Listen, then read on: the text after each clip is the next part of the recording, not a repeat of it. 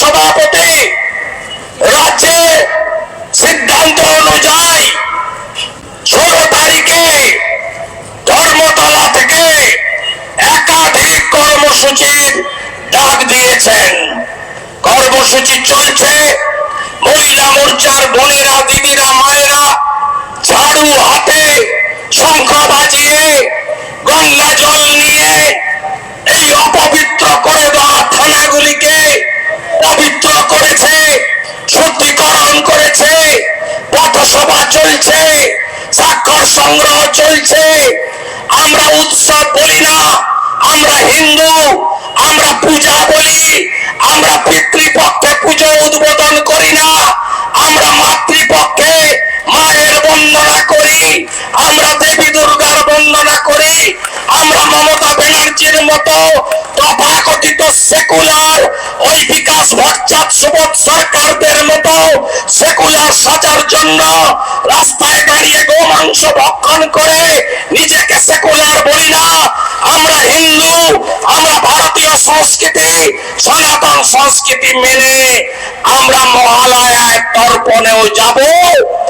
আমরা মহাষষ্ঠীর বোধন করব, কলাভোর স্নানও করব। আমরা অষ্টমীর দিন পুজো সংকল্প করব, মায়ের কাছে প্রার্থনাও করব, অভয়ার জন্য প্রার্থনা করব, সিঁদুরও খেলব, বিসর্জন হবে পঞ্জিকা এবং শাস্ত্র মতে।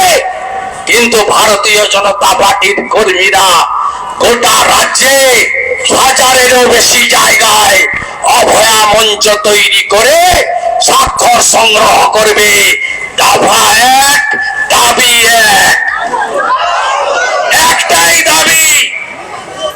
আমরা 2,33,27,000 ভোট পেয়েছি। 2.5 কোটি সই চাই আমাদের। 2.5 কোটি সই আমরা সংগ্রহ করব। সইকে মাথায় নিয়ে আমরা আবার হাইকোর্টে আমাদের যেতে হবে।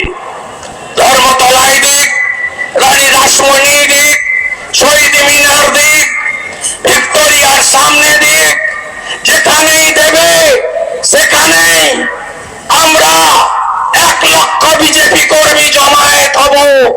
আর এমপি এমএলএরা, নেতারা মাথায় করে স্বাক্ষর নিয়ে সাংবিধানিক প্রধান রাজ্যপালের কাছে আমরা পৌঁছে দেব।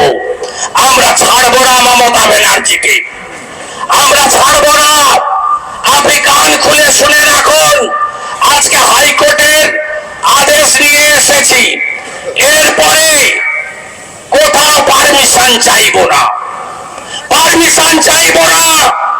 আমি পার্টির কাছে প্রস্তাব রাখব, পার্টি সঠিক সময়ে জানিয়ে দেবে।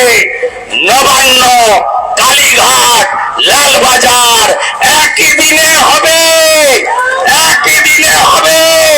শুধু ডেটটা পার্টি ঠিক করে জানাবে, এটা আমার পার্টির কাছে প্রস্তাব, ঘোষণা নয়। আমরা করব, আমরা করব। ইতিমধ্যে পশ্চিমবাংলার সমস্ত চাকরি প্রার্থী সংগঠন, বেকার যুবক যুবতীরা মিট করেছেন।